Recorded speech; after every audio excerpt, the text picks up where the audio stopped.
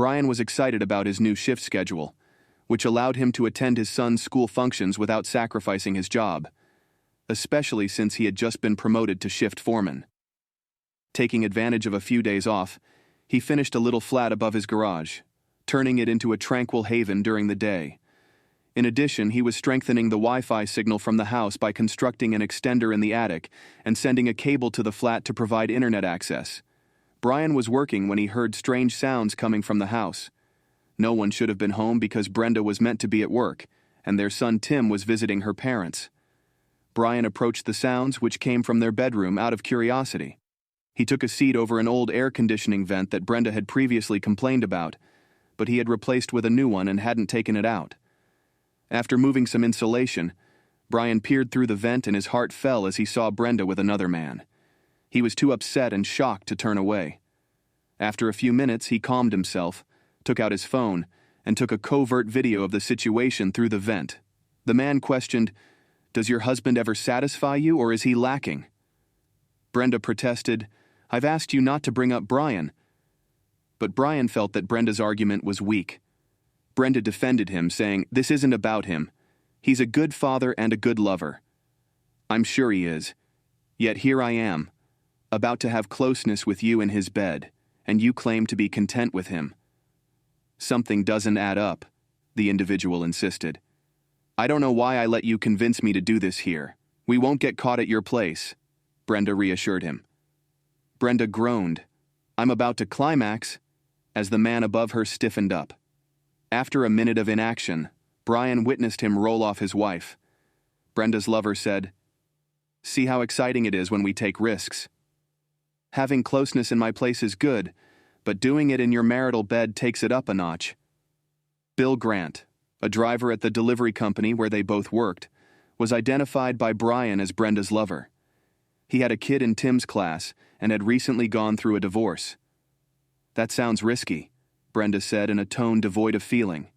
"You wanted to have love in my bed just to outdo Brian?" she said. Grant grinned quietly. "It's not some kind of competition for men. You're hot, but knowing you're married, and I'm with you in your husband's bed, makes me feel like I won. It's a thrill. It wouldn't be so thrilling if Brian caught us. I shouldn't have agreed to this, and it won't happen again. I'm worried about Brian finding out. It would ruin my marriage," said Brenda. "Let's work out a bargain," Grant suggested. "As long as you keep your husband in the dark, we won't do it in his bed. But once he's back in the game, we'll have to return so I can reclaim my top spot. I can't shut Brian out. He's my husband. I can't just stop having love with him," said Brenda. "He's a man and wants regular bed life. I'll try to discourage him from wanting closeness and limit our rendezvous in my bedroom. I dread the thought of what would happen if Brian ever caught us." Brian had his truck parked in a secret second garage. Brenda had no idea he was home, much less that he was hearing what she had to say. Brian was in shock over learning of his wife's extramarital affair as he descended from the attic. He made the decision to put their son Tim, who was still in high school, first rather than confront Brenda. He was no longer concerned about Brenda's feelings. Brian intended to stay until Tim graduated, determined not to let a cheater enjoy the mansion he'd rebuilt over a 15-year period. He quickly remodeled his flat above the garage, intending to make it a cozy place to live with a kitchen and toilet where he could remain till Tim left for college. Brian made the decision to give Tim's college fund top priority. After he had it, he would begin to rebuild his own life without being constrained by Brenda's commitment. Brian had calmed down by the time Brenda arrived home and noticed him in the kitchen. Seeing him, she said, "You're home early. Did something happen?" She was getting older, and he wondered why he had never noticed these changes before. He felt sorry, knowing that her actions had altered their relationship, but he also recognized that it was probably his love that had blinded him. "Yeah, things are a bit icy at work. They've asked me to do some night shifts for a while, starting tonight. They let me come home to pack a lunch and rest. I'll head back in later," Brian said. "They shouldn't make you work nights after a day shift, even with some time off during the day," said Brenda. "You'll be exhausted. At least lie down and get some sleep for a few hours." "Good idea," Brian said. "I'll just go lie down between the sheets and wait." Brenda bellowed out of turn, recalling the state of the bed. "I just realized I need to wash the bed linens." Brian calmly said, "Okay," amusing himself at Brenda's pain. "I'll just use the bed in the guest room. No need to get worked up." Pretending to head to work, Brian left the house and went to a sports club to watch a baseball game. Later, he snuck into his future flat and slept on an inflatable mattress. He swiftly engaged a contractor the following day who was prepared to get to work right away. Brian usually worked Sunday through Thursday nights, taking the weekends off. Brenda couldn't understand why he was sleeping in the guest room on a Friday night, which was normally his night off. "Why are you sleeping in the guest room?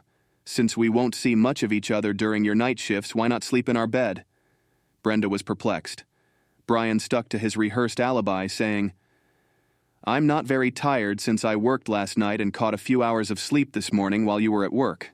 I plan to watch a baseball game and maybe a movie after that." Brian wiggled his eyebrows suggestively and said, "I'm trying to get used to staying up at night and sleeping in the morning. I don't want to disturb your sleep." Brian expected Brenda's response, and it was exactly that. Her fleeting deer-in-the-headlights stare before her feeble smile may have gone unnoticed if he hadn't overheard her talking to her lover. "I'm pretty tired tonight, maybe we could just cuddle a bit and go to sleep," Brenda said. "Plus, Tim's home tonight, he might hear us." Brian said, "Cuddling won't do it for me. If closeness is off the table, I'll just sleep in the guest room to avoid temptation. You never worried about Tim hearing us before, so that's just an excuse. You don't need to make things up." "I know that I'm not the kind to put pressure on a woman," Brian went on. "You're right. It was a weak excuse, and I'm sorry. I'm just tired and not feeling romantic. I hope you understand." "You underestimate how much I understand. Tell me when you're feeling particular. If it's me too, then maybe we can connect." Brenda looked at Brian bewildered, but he replied, "Good night," and walked to the guest room. Because of Brenda's secrecy, he boldly started his new job as shift foreman on Sunday night, and his shift went well with a friendly team. By Monday morning, Brenda was at work and work had started on his flat. After a brief conversation with the foreman, Brian fell asleep in spite of the noise and the odd phone call. Frustrated that he had forgotten to turn off the landline in the guest room, he answered the phone groggy. "Hi, I'm Brian, and I apologize for waking you up," Brian said to Beverly, his mother-in-law. "Bill and I were aware of your night shifts, and we will take care not to wake you up again." The construction crew completed their work in less than a week, leaving Brian impressed by their efficiency. Thinking back on how long it would have taken him to do the same job, he marveled at their speed. "If you need any help with Tim while you're sleeping, just give us a call." Brian ended the call without saying anything, shaking his head at people's ignorance as he unplugged the phone. It took him some time, but he drifted back to sleep. He went to a furniture store on Friday afternoon and ordered a king-sized bed, a compact sofa, and a small kitchen table with 4 chairs for his new place. He also went to an appliance store and chose a big-screen TV, a refrigerator, an oven, and a microwave. By Monday afternoon, his bachelor pad, as he called it, would be ready for him to move into full-time. When Brenda came home on Monday to find a team working around their detached garage, Ryan laughed at her bewildered expression and grabbed her aside to explain. Brian disclosed, "I'm having a flat above the garage finished because I need a peaceful place to sleep during the day without being bothered. It won't even have a landline and will be soundproof. I reasoned that having my own space would make things easier for everyone since I work nights." Brenda surprised everyone by saying, "We didn't know you were here, but you're family. You should be aware that we are here." Brian reassured her, "I'll still be around for Tim's baseball practices and games and we'll have dinner together. But I mentioned being available for some special time together a few days ago. Do you want me to do it for you tonight? You're behaving like a complete jerk. Matrimony encompasses more than just intimacy. We anticipate conversing, getting romantic, and discussing our issues and ideas. You know, it's not just about acting," Brenda yelled. "I put effort into this marriage just like you do, so don't lecture me on marriage," Brian cautioned.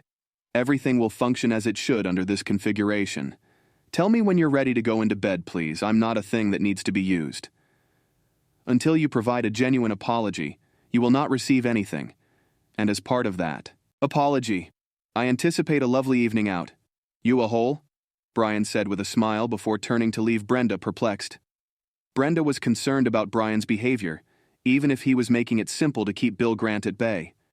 He wasn't acting like the regular Brian, and it disturbed her that he seemed to be neglecting her when he had always been attentive in the past. Brenda was determined to give Brian a night to remember, and once he apologized, she knew he wouldn't last very long without intimacy. In fact, he'd been itching for it ever since they'd first met. Brian was comfortably situated into his new flat by the following Wednesday, when Tim's junior year started the following Tuesday, and he had 3 nights free due to Labor Day weekend. This weekend, which Diamondbacks game would you both like to attend? It's a big series for them, and they're playing the Dodgers, Brian inquired during dinner on Thursday. Thanks, Dad. That sounds really great, Tim cried out. I'm not a big fan of baseball, Brenda stated. I'll pass on the game and find something to do at home. Brian mumbled, I bet you will, loud enough for Brenda to overhear. So, it's resolved. I'll be going to the Saturday night game with Tim, he said, running to get his phone. You really made Tim's day, said Brenda. Baseball's a great way for you to bond with the boys. Brian questioned incredulously. Horace seems like a nice kid, no wonder he goes by Scooter. Unless they are trying to torture him, who gives their child the name Horace? This is going to be awesome. Scooter's mom said he can come, Tim exclaimed with excitement. Tim parked his truck outside a gorgeous, well-kept ranch house on a Saturday afternoon, and before he could even stop, Scooter leaped out the door and climbed into the truck beside him. Hey, Mr. Welker, I guess my mom wants to make sure you're not offensive or something. She wants to meet you before we go, Scooter said. I apologize for that. No worries, Brian said as he got out of the truck, approached the door, and pressed the bell. A thin woman about Brian's age opened the door, and he couldn't help but be impressed by her legs. They were so strong and well-built in running shorts, and her stomach was flat, her top barely protruding from her torso. Is it your opinion that my legs appear better than everything else? Scooter's mother inquired in jest. Brian noticed her teasing smile and said, Yeah, they look great. You got some nice legs. Do you believe I should allow your son to accompany a man who makes out with every lady he sees to a baseball game? Mom challenged him, attempting to instill etiquette in her son. Brian realized she was kidding him because of the amusement in her eyes. He chose to comply with it. What you're really asking is if you should let your son go anywhere with a guy since checking out women is part of being a guy, Brian laughed. He needs to learn to appreciate women. I'll teach him what to look for. The woman smiled and said, I hope you'll be more subtle during these lessons. The first lesson will be to smack anyone who calls him Horace, except you, of course, Brian said. I see, so my son will learn to be assertive and appreciate women's legs, she said. Not just that, Brian answered. I'll teach him how to judge discreetly and appreciate all aspects of women, not just one. Scooter's mother replied, Great, thanks. More respect from Brian. Have a good time, and if you're running late, make sure Scooter gives me a call. By the way, my name's Gertrude. Seriously, Gertrude? What do your friends call you? Brian responded. My girlfriends call me Gertrude, but for my guy friends I go by Minx, Raven, Candy, or Bubbles, she answered stoically. Sounds good to me, sounds good to me. I'm Brian. Since we're going to be friends, I'll call you Mink. I kind of like that name, Brian replied. With a chuckle, Gertrude asked, Why am I not surprised? Horace can go with you any time. I love your sense of humor. Tim is very polite, so I knew his parents would be fine. Thanks for inviting him to the game. We're big baseball fans. I used to go to as many Dodgers home games as I could. My dad even played in the minor leagues before I was born. He was pretty good, just not quite good enough, said Gertrude. Scooter's a great kid, so it's no problem. I'll keep an eye on him and make sure he gets back home in one piece. Minx, have a nice stay. Are you really going to call me Minx? I was just kidding, Gertrude said. Quickly, Ryan said, You'll always be Mink to me. And he headed back to the truck. It was a leisurely day for Ryan at the game. Both boys overindulged in soda and hot dogs, and Scooter caught a foul ball. Before Brian could even get out of the parking lot, they passed out in the truck's back seat. Upon arriving at Scooter's house, Brian awoke the drowsy teenager gently and led him to the front door, where Gertrude was smilingly waiting. Brian said, I think he ate a little too much food and soda. He did, of course. It's all in the game, Gertrude answered. Thanks for taking him and bringing him back safely. It was my pleasure. Scooter's a great kid, Minx, remarked Ryan. I'll see you at the boys' games. Ryan settled into a pattern that worked for him. After arriving home, he would have a brief meal before dozing off from 9 to 3 eyes. He had blackout curtains and sufficient insulation, so he could typically sleep soundly and deeply. Brenda used to get annoyed when Brian would take weekend naps in his man cave, but she would stop him if he helped out around the home. In keeping with his goal to remain married until Tim graduated, Brian sensed her concern of being discovered by Grant in their bedroom, indicating she wasn't thinking about getting a divorce. Physically, Brian's new position as foreman was simpler, so he purchased a home gym and continued working out frequently. He later started coaching several kids in addition to attending all of Tim's baseball workouts. With Brian's additional guidance, Scooter, talented but shy at first, grew, and by the middle of the season was a vital member of the team. Tim did well too, something Brian was proud of. At the games, Brian noted that several moms enjoyed his participation. They laughed at his jokes and brought snacks, some of which he took for himself. Ryan found himself spending more time with Scooter's smart and funny mother, Gertrude, as their bond expanded. He thought of telling her about something personal. Brian said almost regretfully, "I hope I'm not out of line here, Minx, but I've got to ask you something." Gertrude asked swiftly, "What?" "I'm lost," acknowledged Brian. Gertrude laughed and said, "Well, when a guy says he's got a personal question, isn't it usually about a woman's bra size?" "Yeah, usually," Brian said with a grin. "But in this case, I wanted to know if you've noticed some of the moms treating me differently lately. Do you think they've been friendlier?"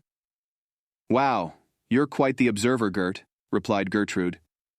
"You really don't know what's happening, huh?" "I'd need more details on the what before I could answer that," Brian thought. "I get baseball rules like the infield fly rule, but I don't think you're talking about that, are you?" "Nope, I was referring to the unwritten rule of not bunting or stealing bases with a big lead." Gertrude laughed before going serious. "If you'd been paying attention, you'd notice the friendliest moms are the single ones.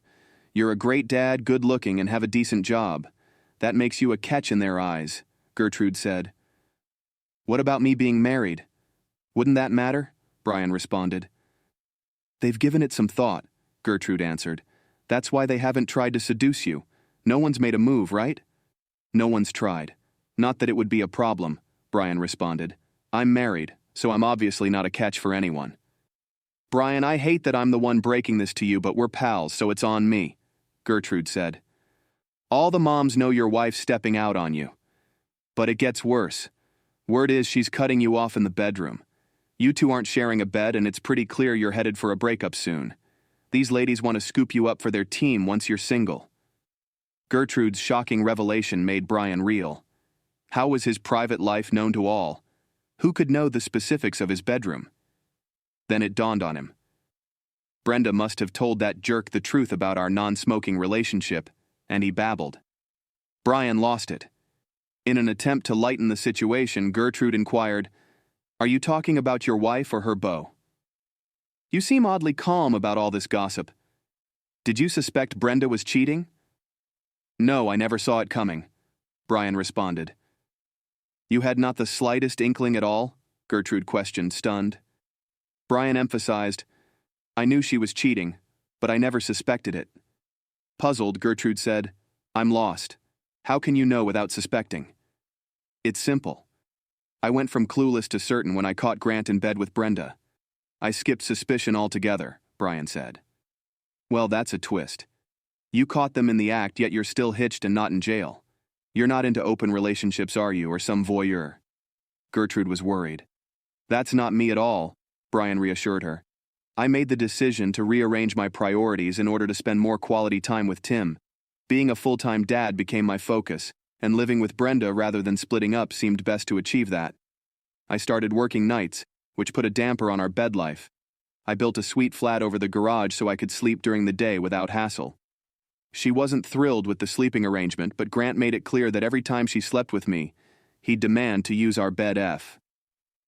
On the drive home, Brian thought back on the last few days, the conversation with Brenda and the questions it brought up, and as hard he tried to concentrate on Tim and the team, the doubts continued to gnaw at him. Brian needed to know the truth, even if it meant facing the hard reality of his marriage. So when they got back home, he made the decision to face Brenda about his suspicions. Brian entered the house and discovered Brenda waiting for him in the living room. He wasted no time in confronting Brenda about her extramarital affair with Bill. Brian's charge surprised Brenda, but she didn't back down. Instead, she confessed to everything, even seeing Bill behind his back. After hearing Brenda's words, Brian had a wave of mixed emotions, realizing that their marriage was finished and that Brenda's betrayal had destroyed it. Brian broke down in tears as he told Brenda he wanted a divorce, but he realized he had to move on for Tim's sake and for his own. Brian felt a wave of relief as Brenda sobbed her way out of the house, knowing that the truth was now out, and he could move on and rebuild his life. In the days that followed, Brian concentrated on Tim and his own recovery, and with friends like Gertrude at his side, he started to take small steps towards his goals. Though the road ahead would be difficult, Brian knew that he had the strength to face whatever challenges came his way, and as he looked to the future, he felt a glimmer of hope for the first time in a long while. "You heard that Gertrude seemed. How could she treat you so poorly? And that guy's a total jerk. All the single moms think you'd be a real catch. I think you're overestimating my appeal. I've never been the heartthrob type, but having a solid job might make me more attractive to some desperate women," Brian suggested. "Are you kidding? Look at you. You're handsome with a beautiful smile," Gertrude pointed out. "You're strong, kind, smart, and great with kids. If I weren't so plain and flat-chested, I might have made a move, along with my barely there A-cup. I think I better stop talking." "Thanks for being straight with me about what folks are saying and thinking," Brian responded, a bit somber. "I didn't realize everyone knew about my situation. It's embarrassing. Can't even keep my own wife happy. I feel like a total wimp. You're a good guy who wants to be a good dad to his son. You're tough enough to handle this crap so you can have a solid bond with Tim, and Horace thinks you're pretty cool," Gertrude assured. "Who?" Brian asked. "You must be feeling better if you're teasing me about Horace's name," Gertrude noted with a grin. "Minx, you're a great friend. You've kept me from sinking too deep into my own misery." "I just hope Tim doesn't catch wind of this," Brian confessed. "That ship has either sailed or is getting damn close," Gertrude disclosed. "Horace says Tim knows things aren't right at home. You're mostly avoiding his mom. He's bound to pick up on something when so many people are in the know." "You know what's on my mind," Gertrude chimed in. "Horace has a crush on Heather Grant. It's awkward for both him and me. She's a good girl, clueless about what a jerk her dad is." "I'm just relieved Tim's not chasing after Heather," Brian commented. "That'd be a mess. I'll take what I can get." "Horace says Tim's eyeing Holly Ingram, which isn't surprising." "She's at every game cheering him on," Gertrude said with a grin. "Yeah, I've seen her around. Nice kid." "I knew her family growing up," Brian recalled. "They're good people." 2 nights later, Tim's team played in the district championships. Brian realized he was more nervous than Tim. It didn't help that 3 single moms were vying for his attention. Norma Wilson wore a revealing top flaunting her ample cleavage. She kept leaning over in front of Brian, catching his eye. Brandy Dorn, in a tight sweater, asked Brian about the team, her curves accentuated. Jillian Patterson was less subtle, pressing her chest against Brian's arm. Gertrude smirked knowingly as she handed him snacks. Brian noticed the 3 women suddenly leave, then heard a familiar voice behind him. "I figured I'd join my husband this afternoon to watch our son play. Didn't expect to have to navigate through so many fans to get to him," Brenda remarked a bit loudly. "What's happening here, Brian?" "The game hasn't started yet, but Tim seems solid in batting practice," Brian replied, trying to change the subject. "Nice try," Brenda retorted. "Why were those women swarming around you like bees to honey? Good thing you're not allergic to silicone." "If asking me to decipher the female mind, I'm clueless," Brian admitted. "I'm even surprised to see you here. My son's in a big game. I'm here to support him, obviously. Other moms are here too." "Seems like some of them are more interested in you than in the game," Brenda replied. "You've been busy lately not making it to the games," Brian observed. "How do you manage to break free today?" Brenda glanced at Brian, wondering if he was implying something with his mention of her obligations, but she quickly dismissed the thought. If he suspected anything, he'd confront her more aggressively. Brian wouldn't just let her cheating slide. If he knew, he'd make it known. "I made time. Tim's game is important, so it's important to me. Haven't seen much of you since you started the night shift, so I thought it would be nice to spend some time together cheering for Tim, Brenda explained. As Brenda settled into the bleachers for her first game, she noticed unfriendly stares from some of the other moms, puzzled since she hadn't met them before. She then saw Gertrude looking casual yet striking with her styled hair and shorts. The game started, and Brian was fixated on the field. Tim was up to bat and hit a double, followed by Scooter, who looked stronger than last season. Scooter's hit sent the ball flying over the fence, sparking cheers as he and Tim rounded the bases. Gertrude beamed with pride for her son, while Brian, touched by the boys' success, had tears in his eyes, reflecting the hard work he'd put into coaching them. After the game, Brenda drove to the pizza place where the team was celebrating. Finding parking a distance away, she walked in to see Brian surrounded by Norma Wilson and Brandy Dorn, who were a bit too close for comfort. As Brenda approached, they quickly stepped back. This scene reminded her of a recent conversation with her lover, Bill Grant. "Isn't it time we used your bed again?" "Wait, are you saying you two haven't done it since we last hooked up?" Bill had queried, as Brenda was getting dressed after a romp. "Getting it on in your husband's bed really gets me going, but you promised not to until Brian and I did it," Brenda reminded him. "You said you'd keep him on hold until he made a move," Bill questioned, seeming surprised. "Since then, he has worked nights and slept in the garage. He's too young and you're too handsome for him to lose interest," Bill mocked. "You haven't even had an embrace since. Is he seeing someone else, or is he not straight? He is incredibly devoted and masculine, and he is most definitely not gay," Brenda insisted. "He just comes over for dinner on the weekends since he is worn out from working evenings." Grant said, "Any regular guy married to someone as pretty as you wouldn't willingly go without, even with long work hours. He's busy with garden work and stuff. I think he's playing around. That ought to facilitate our getting together.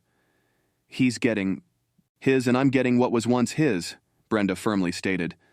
"Brian takes our marriage vows seriously, and he would never cheat on me. He's not the kind to go undercover and have a cheap hookup. Is that your current behavior?" "Well, not exactly," Bill demanded. "This is only going to last temporarily. He hasn't been focusing much on me because he's been preoccupied with work and Tim's baseball. I merit a little enjoyment. I put a lot of effort into running the house, preparing meals and working a full-time job," Brenda thought to herself. "We know this won't last," Bill smiled, considering Brenda's justification. "I guess you're right. Enjoy it while it is still here. Please let me spend a day in your bed." Brenda thought back to Bill's words. "It still turns me on." She watched with concern as the two women flirting with Brian scuttled off, realizing that he was being pursued by some attractive women and that she needed to defend her marriage against their advances. Then Brenda noticed Gertrude sitting by herself, and she thought of a quick plan. She put on a friendly smile and sat down across from a startled Gertrude. "It's good to have you here, Gertrude. Horace is such a good kid and he's developed into quite the ball player." Brenda remarked, "You have to be proud of him." "I am," Gertrude hesitantly said, "and Tim is doing fantastic too. It's paying off that Brian has been with them. He has been Horace's amazing mentor." Brenda grabbed the chance to say, "Yeah, sometimes Brian is just too nice. You've probably noticed how those blondes are always hanging around him." "I was considering asking for your assistance," Brenda said. "I know that normally Brian wouldn't stray, but he's a guy, and those women practically pitch themselves at him. How do you think you could help me? When they approach too closely, should I give them a cold water spray?" Gert made a jest. Carefully, Brenda said, "I trust Brian with you, but I can't make it to most of the games and practices because of work and other responsibilities. You're definitely not his type. I would be so grateful if you could simply be there for him while I'm not around.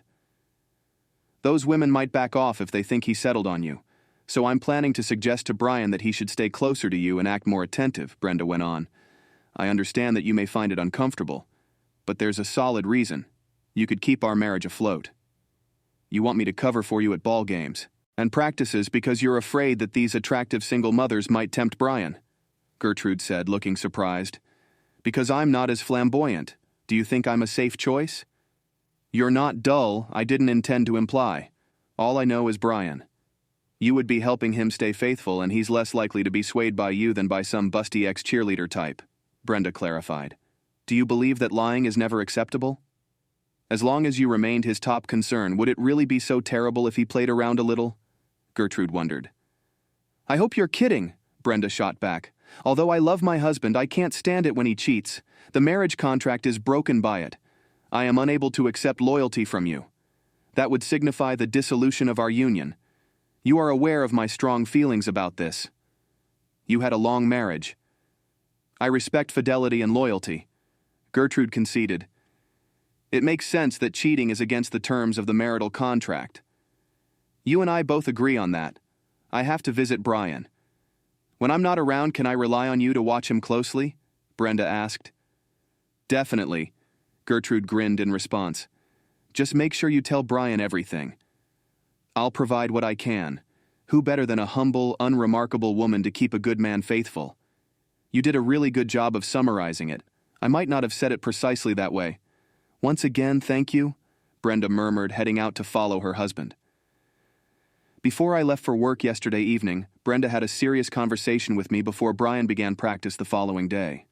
She expressed her worry about the numerous attractive single mothers in my immediate vicinity and felt that it would be safer for me to stick close to you, Minx, or as she likes to call you, Gertrude. You're a clever guy, you know you're never going to be completely safe around a single woman, regardless of her cup size or appearance, Gertrude joked. Brian honestly said, Minx, you're one of the most beautiful women I've ever known. You've got it all, not just artificial enhancements. Wow, you're really making my job harder, Gertrude said, blushing. I might need to book you an eye exam after the baseball season wraps up. I've got 20/20 vision, and I'm usually spot on in judging people except for one big mistake, Brian said. Seems like I've underestimated my own wife. Wife? I reckon she might have underestimated us too, Minx responded. The single parent's response amused Brian. That's if you genuinely find me appealing, as Minx clung to him. They talked and joked together for quite some time. The mothers looked startled, then disappointed. Minx quickly distinguished himself from the throng. The squad opted to leave the day before and spend the night at a hotel because their next game was in Middleburg, which was a lengthy drive away. They were hoping it would keep the guys energized for the match. Brian drove Minx and the parents of Jake Winston. With optimism, they discussed the team's chances en route. They arrived and saw they were directly behind the team bus. Brian assisted Ralph Winston in carrying his bags. The Winstons were among the parents who offered to chaperone the boys and stay at the same hotel. Because of the bustling town and several games, some had to make reservations elsewhere. What hotel are you staying at, Minx? Brian asked as they approached the team hotel. Before Tim boarded the bus, Brian told him he'd be at a different hotel and reminded him to behave for the coaches and chaperones. The same one as you, was her straightforward reply. Brian said, perplexed. But I never mentioned which hotel I booked. How'd you find out? I didn't, Minx answered pointedly. Brian asked, How do you know we're staying at the same hotel? With a broad smile, Gertrude answered, It's pretty crowded this weekend. You might have trouble finding a room last minute, leaving Brian perplexed. Once reaching his hotel a few minutes later, Brian said to Gertrude, Minx, want to see if you can snag a room while I check in? I can hang around to make sure you find something. She persisted. Thanks, but I'll just wait here. I'll be fine. Brian went back to his truck, where Minx was waiting for him after he checked in and obtained his room keys. Would you like one of these cards to my room? He said. It's room 207. Minx said, What a sweet gesture, taking the key and planting a kiss on Brian's cheek. Let's hit the hay. It's going to be a long night. Brian felt much more exhausted the next morning than he had when he first went to bed. He found it difficult to break his marriage vows, but Minx gave him a new perspective. Let's think this through, Brenda. Not only cheated, but she's cut you off. Even if she hadn't, she's risking your health with unprotected acts. Basically, she's made being close with her unsafe and unappealing. She's released you from your vows and marriage contract.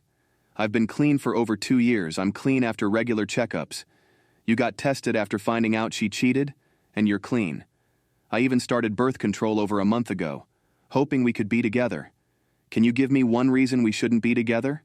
Is it my looks? Your wife figured I was a good fit against all those busty women because she knew you wouldn't be into me. Am I just not attractive enough? Minx, you're extremely attractive. Never question that for a second. It's a mental adjustment, but you've presented a strong case for Brenda and me remaining together. I've never strayed from her. Brian smiled and said, I'm all in. Minx answered, There's something you should know before we go any further. Both of my parents are in hospice care and probably won't be around for much longer. My brother has been emailing his friend, who coaches baseball at one of the best prep schools in Los Angeles, game tapes from Horace. We may return there if Horace receives a baseball scholarship the next season. Though we're not talking about a long-term relationship here, I really like you. It would never work out. You're a handsome married man with an unfaithful spouse. Look at us. I'm just an ordinary mum of a youngster who may be eligible for a sports scholarship. I have to act in Horace's best interests, she said. Brian said, That's fantastic news about Scooter. He's a great kid and a talented player. I'm glad he'll get the opportunity to obtain a top-notch education and sharpen his skills against challenging competition. You play a major role in why bigger colleges are taking an interest in him. I've observed the work you've done with him. It's ironic that you are my son's tutor, and that this opportunity to relocate back to Los Angeles and be far from you has arisen. Brian said, Maybe it's better to just skip closeness altogether than have a one-night fling and go back to celibacy. I'm not sure I'd be good at a one-night stand kind of thing. You're acting foolishly. I said we might return to Los Angeles for the academic year in 6 months. That's a very long way off. Unless he's too elderly for regular doses of steamy action with a really willing woman, a guy could have plenty of fun in 6 months. We'll simply have to investigate that. Minx, are you going to live up to your nickname? Brian made fun of it. Minx promised. I'll do my best for you, big boy. Just whistle whenever you want me and I'll teach you how to whistle. People have always said that I can whistle really well. Then you're definitely not doing it right, Gertrude shot back. The baseball team went on to win the state championship, and Scooter was awarded a scholarship to an elite prep school in California.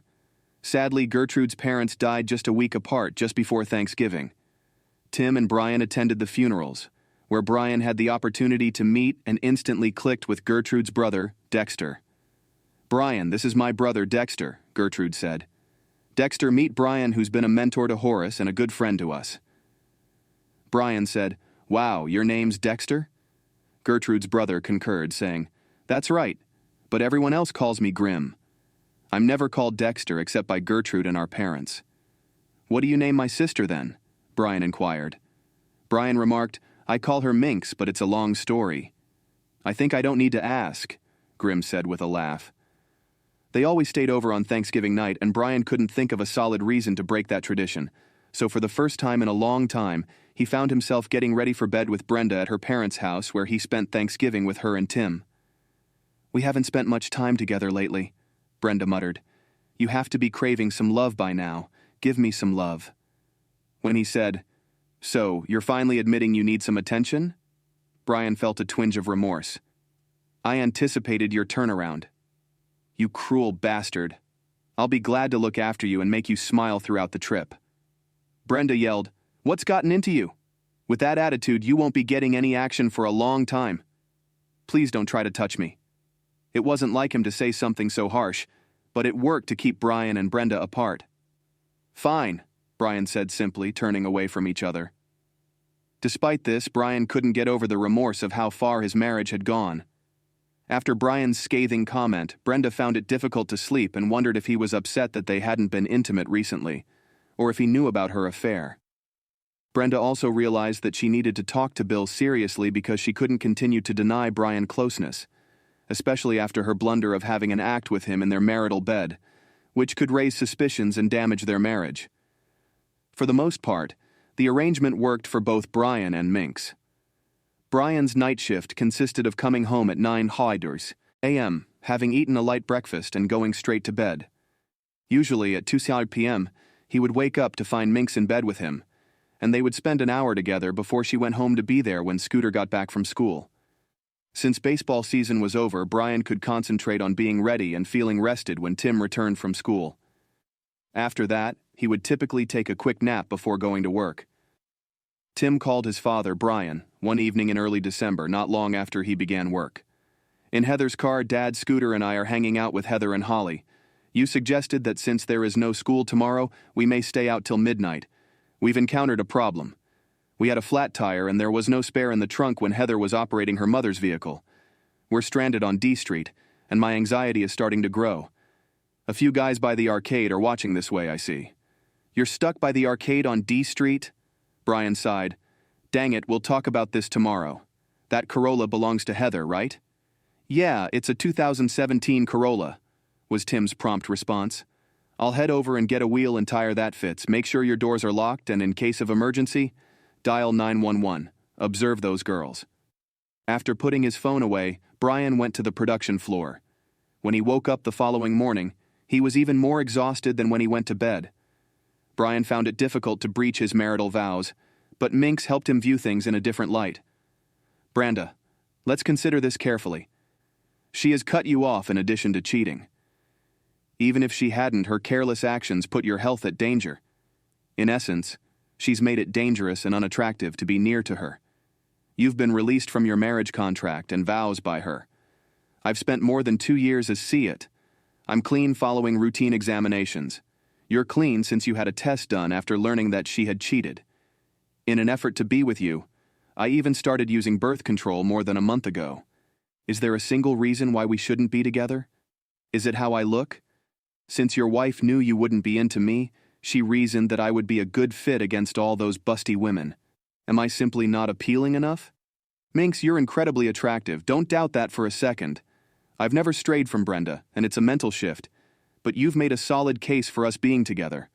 I'm all in, Brian said with a grin. Minx answered, There's something you should know before we go any further. Both my parents are in hospice care and likely won't be around much longer. My brother's been sending game tapes of Horace to his friend, who happens to be the baseball coach at a top prep school in LA. If Horace gets a baseball scholarship next year, we might move back there. I really like you, but we're not talking about a long-term thing here. It just wouldn't work out. Look at us, you're a good-looking married guy with a cheating spouse. I'm just a regular woman with a son who might have a shot at a sports scholarship. I have to do what's best for Horace, she said. Brian said with pride, That's fantastic news about Scooter. He's a great kid and a talented player. I'm happy he'll have a chance to improve his game against tough competition and get a good education. You're a big part of why he's getting attention from better schools. I've seen the effort you've put in with him. It's funny how you being a mentor to my son is giving us the chance to move back to LA and away from you. I'm not sure I'd be good at a one-night stand kind of thing, said Brian. Maybe it's better to just skip closeness altogether than have a one-night fling and go back to celibacy. You're being silly? I mentioned we might move back to LA in 6 months for the school year. That's a long time away.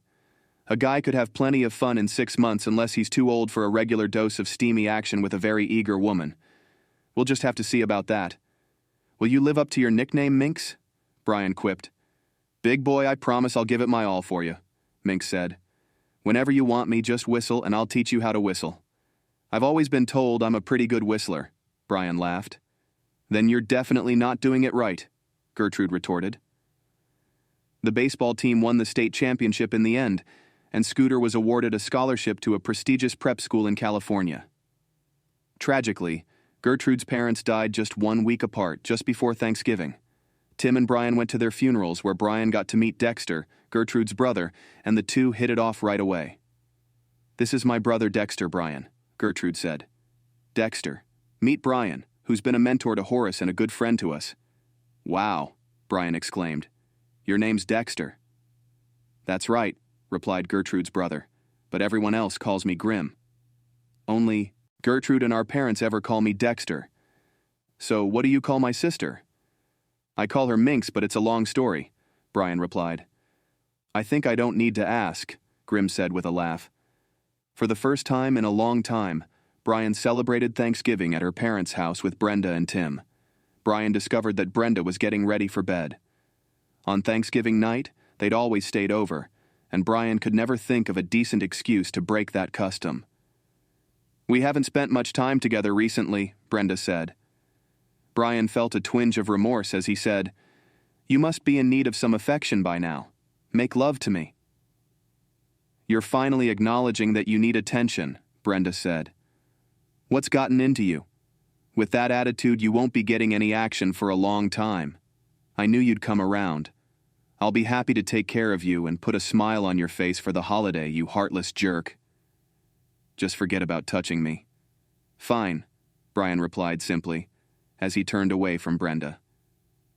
It wasn't like him to say something so harsh, but it did the job of avoiding closeness with Brenda. Still, Brian couldn't shake the regret over how far his marriage had fallen. Brenda felt uneasy after Brian's sharp remark, which made it hard for her to fall asleep as she lay beside him. She pondered whether he was upset because they hadn't been intimate lately, or if he somehow knew about her affair. She realized she needed to have a serious conversation with Bill. She couldn't keep denying Brian closeness, especially after her slip-up about having acted with him in their marital bed, which could raise suspicions and harm their marriage. Brian had a set routine for his night shift. He'd come home, grab a light breakfast, and hit the bed by 9 a.m. Often he'd wake up around 2 p.m.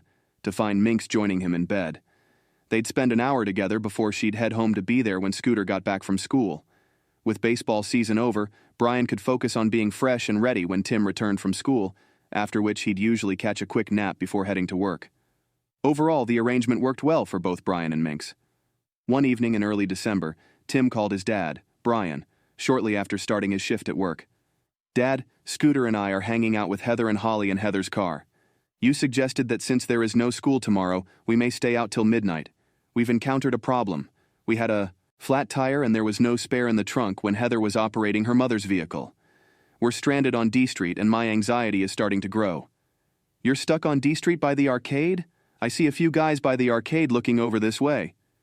"Gosh darn it," Brian swore. "We'll discuss this later. That Corolla belongs to Heather, right?" "Yeah, it's a 2017 Corolla," Tim curtly answered. "I'll head over and grab a wheel and tire that fits. Make sure your doors are locked, and in case of emergency, dial 911. Brian placed his phone aside and went to the manufacturing floor, where he saw Gus driving a Corolla. "Gus, you still have that Corolla, right? Take care of those girls," Brian said. "I need a tire that fits your car and I need it now," Brian said to the bearded man driving the forklift. "Jack, my son and some friends are stuck on D Street with a flat tire and no spare," Brian said to Gus as he was speaking with Jack Reynolds, Holly's uncle. "Holly is accompanied by them.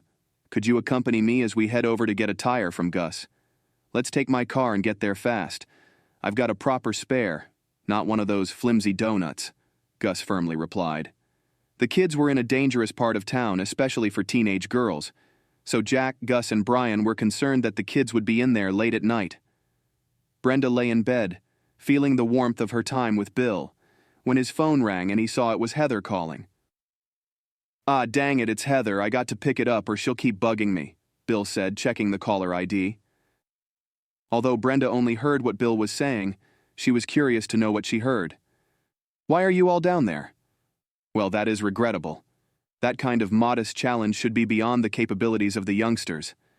After hanging up, Bill added, "Call AAA. It's not my fault your mum doesn't keep a spare tire." "What was the purpose of that?" After Bill hung up, Brenda inquired. "Nothing to fret over," Bill answered, reaching across to pat Brenda's chest. "Heather's got a flat, but she's getting help from AAA." Brian and his friends saw three tough-looking individuals close as they drove up behind Heather's car. Brian exited the vehicle, took the tools out of Gus's trunk, and Gus carried the extra tire. Jack motioned to Heather to bring down her window. "You guys stay put till we fix the tire. If those jerks cause any trouble, we'll handle it. And Holly, you'll need to explain to your mum why you're here on D Street," Jack stated. Brian tightened the jack after positioning it beneath the flat tire. He then proceeded to undo the lug nuts.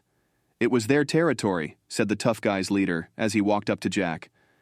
Brian struck the man in the shins with the tire iron before Jack could reply. With a curse, he fell to his knees and Brian sat on him to continue unscrewing the nuts. The two nearest gang members, who appeared eager to assist their fallen leader, hurried over. Jack quickly struck the first man in the head, instantly bringing him to the ground. The second guy backed out from Gus's grasp as he advanced. Brian calmly said to Jack, Raise the car a bit and I'll take this tire off. As the members of the group yelled profanities and obscenities, Jack turned up the radio. The man beneath Brian would occasionally attempt to move, but Brian would grab his hair, raise his head a little, and then force it back down onto the floor. The man gave up and stayed put after 2 attempts. After removing the lug nuts, Brian removed the flat tire. Gus handed him the good tire, and he hand-tightened every nut before putting it on. Jack rolled the car down. As they worked, they didn't seem to notice the tough's taunts. Brian went over the leader and kicked him in the groin by mistake as he tightened the nuts and stood up. Brian nonchalantly twirled the tire iron as he approached the group, asking, "You guys got something to say?" The group dispersed. Jack yelled, "Get out of here, you kids," as he retreated the group from the vehicle. "Watch out, you don't run over those fools lying in the street, and stay away from this area." Resuming their journey in Gus's vehicle, the 3 men trailed Heather's vehicle as she headed towards the kids' neighborhood. Gus laughed. "It's unbelievable that you hit that idiot in the shins." "He went down like a ton of bricks, thanks for coming along," Jack replied. "My hand hurts, but it felt good to knock that punk on the head," stated Brian. "Geez, you really sat on that guy while fixing the tire," Gus chuckled. "That was a blast to watch." The men returned to their jobs, still laughing and chatting about their excursion. The entire plant had heard the story by morning. Narratives of courage and adventure were always popular, particularly at night. They kept the time passing and distracted everyone from their weariness. Brian woke up the following afternoon to find Minx leaping into bed and giving him a passionate kiss. She was obviously thrilled and without wearing any clothes. "Horace filled me in on what happened last night. You were amazing. Thanks for looking out for the kids like that," said Minx. Sue Blaine approached Brenda at the water cooler with an apparent message saying, "You're in for a treat. I would have come sooner, but I had to wait for Horace and Tim to go see the girls since they're off school today." Brenda had just begun her shift at the time. "I heard about how Brian Jack Reynolds and Gus Benson handled those troublemakers by the kids' car on D Street. A good whack with a tire iron puts those punks in their place pretty quick," Sue stated. Brenda made the connection with ease. Heather had asked her father for assistance last night, but he had dismissed her request. Evidently, Bill had overstated the gravity of the problem. Given that Sue made reference to children, Holly, Horace, and Brenda's son Tim were probably involved. Brenda said, "I'd like to hear what you heard." As Sue related the rumors, Brenda became enraged with Bill Grant, though she kept it a secret from Sue. "I want to see if the rumors match up." In a perilous circumstance, his daughter had called out to him, but he had disregarded her. Brian had stood up like a true man, as had Gus and Holly's Uncle Jack. They removed the children from danger and safeguarded them. She was very wounded to learn that she was seeing a father who refused to help his own daughter and her friends, especially Tim. She pondered the extent of her decline. Bill's character is 10 times inferior to Brian's. Brenda had always known this, so she started to wonder why she had gotten engaged with a man who was so self-centered. That afternoon, Brenda discovered Bill by himself in the break room, munching on some food while his delivery vehicle was being mended. She did not hesitate. "Heather reached out for your help last night and you brushed her off. Those kids could have been in real trouble, and you just said to call AAA. What kind of dad does that?" Bill remarked nonchalantly. "It worked out great. Your husband and his pals sorted it. So what's the issue? Brian acted like a real man. You abandoned your own daughter, that's the problem. My son was with them," Brenda responded. "If your lame husband is so great, why am I the one getting close to you while he's been out of luck for months?" Bill laughed. Brenda shot back, saying, "You're an asshole. Being a man isn't about size. He's more of a man than you'll ever be." "But no matter how he tries, he can't measure up to me," Bill said nonchalantly. "I've outdone that wimp in every way that counts," taking another sip of his cola. "You say that, but last night you had love with me, in my opinion." "That's it," Brenda firmly said. "We're through. Never again attempt to communicate with me."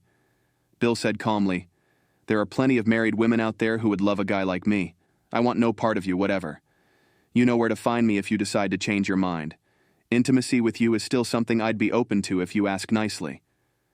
Brenda sobbed and rushed out of the room, realizing she had betrayed her husband, insulted him, and put her marriage and family in danger for a shallow, self-centered person. All she could hope for was that Brian would never discover how stupid she had been. Just as Minx was finishing Brian off well, she heard sniffles from behind her. Startled, Minx turned to see Brenda staring at her with tears running down her cheeks. "How could you do this to me? I trusted you both, and now this," Brenda wailed, with a gesture to silence Brian. "I'm just following your orders, Mink," she said calmly as she slipped on her clothing. "You wanted me to keep those busty blondes away from Brian. I gave up everything to achieve your objectives. You are aware that I did not want you to have sex with him." With tears turning to rage, Brenda lashed back, saying, "I can't believe Brian would cheat on me like this, especially with some skinny girl. Your husband was about to explode, so there's no need to be rude. I know it's difficult to hear that Brian and I are intimate," Minx reasoned. "I'm merely assisting him in letting go of the stress he's been carrying. Brian had no choice but to look elsewhere since Bill Grant did not want you to be close to your husband. I was fortunate to be there when it happened. I should be thanked for helping you cut off Brian entirely while maintaining Bill's satisfaction." "Talking about Bill, how is he doing? Is he in bed with you?" Brenda cried out. "Well, yeah," Minx answered. "I believe that nearly everyone is aware of Bill. He's been in your life for several months. Every time you slept with Brian, he vowed to do it in your own bed. You and your spouse ceased to have a close relationship. Fortunately, Bill, pun intended, filled that void. What would happen if I stopped this? He's my spouse." Brenda objected, saying, "Well, you can't sleep with him." "You granted me that privilege when you partnered with Bill Grant," Minx shot out. "That essentially released Brian from any duties to you. I'm committed to him and vice versa. Unbelievably, we have faith in one another. Brian has been informed that if he wants to be with me, he can't be with you or anybody else. Who knows what illnesses Bill Grant may have or who else he's been with. You might have a lot of unpleasant things in there." Brenda sobbed once more as she considered Minx's remarks. "Let him near your dirty business while he's with me?" Minx reasoned. "Basically, I control your bed life. At least with Brian, I won't let him near your dirty business at all. He's not into it either, and I won't risk getting sick. Although it's too late, I've discovered that relationships involve more than just acting," Brenda bragged. "It is quite degrading to act without love or dedication. While you only give him intimacy, I'll take care of her spouse the way a wife should." "Please give that some thought," Minx answered. "Let's carry it out. You cook for him, clean the house, and do his washing. I'll take care of him in bed. We'll see who's happiest, Brian. I'm really sorry for disrespecting you. Can you forgive me?" Brenda pleaded. "How could he trust you again?" Minx interjected. "He could forgive you someday, but restoring his trust? That's the actual issue for cheats. Enjoy the next few months while you're still his wife in name. Realize what you lost for some stranger and learn from it," Minx urged. "Brian doesn't want to break up the family while Tim's in school. You've got about 9 months after I go to try to win him back. Once Tim graduates, Brian might kick you to the curb," Brenda demanded. "Why are you speaking for Brian?" Brenda demanded. "I'm not just his lover, I'm his best friend," Minx revealed. "While you were with Bill, Brian and I had our own chats. I vowed to handle this matter when it came up. He promised to reward me once I did. Can you leave us alone now?"